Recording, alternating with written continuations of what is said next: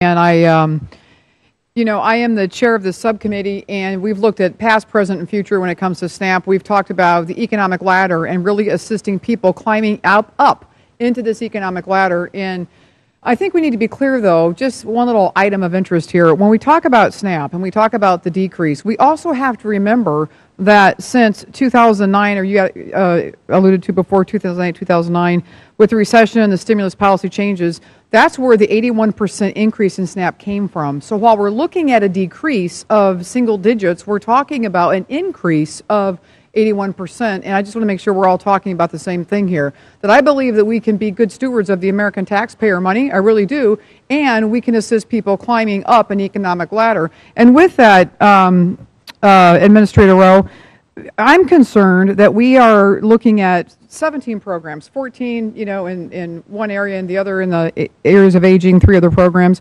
What's the USDA doing to address duplication and duplicative efforts on all those programs together?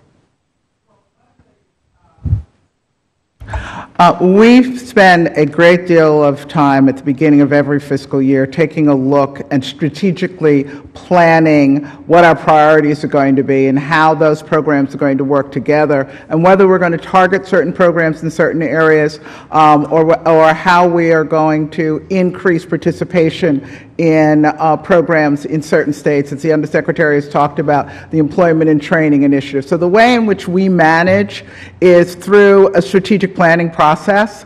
That process allows us to identify our goals, our priorities, the tasks and the steps that we need to undertake to achieve those goals and priorities. We have a major dashboard that is available in each one of our priority areas that we report on every month. So we're constantly looking at how well we are integrating the programs from one particular area with the needs in another particular area. I have a further question there. So does FNS look at data points? For example, you know, we're looking at kind of like a holistic look at people. Does FNS have the ability to track, you know, well-being, economic security as the recipients go through the program, or are you just simply tracking numbers served?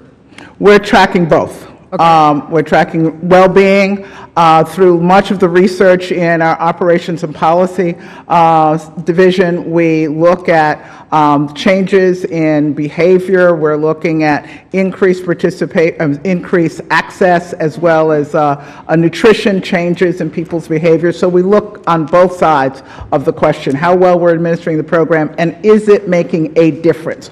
Are we moving the dial as it relates to people's well-being? Okay, I appreciate that. And then my final question is this.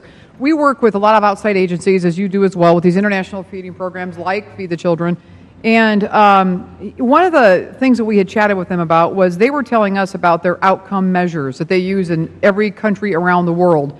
And my question is, the data points that we just talked about, I think, helps better discern what approaches work and don't work. It certainly would help us in Congress, as we have the role of oversight, understanding, you know, are people really making it, or are we just simply rolling numbers and filling slots on those numbers? It gives us a better picture of oversight. Does FNS plan to have that similar kind of outcome measures? And I guess if not, why not? And you know, they are certainly a standard. We are, and as a matter of fact, I'm very familiar with what Feed the Children is doing. We've had earlier conversations with them about how successful their approach has been. We do have outcome measures. We continue to get better at defining what we are looking for, what kinds of what we want to measure, and what outcomes we're looking at. We can provide you with an overview of how we go about measuring and looking at the outcomes in all of our programs. That would be great. Thanks.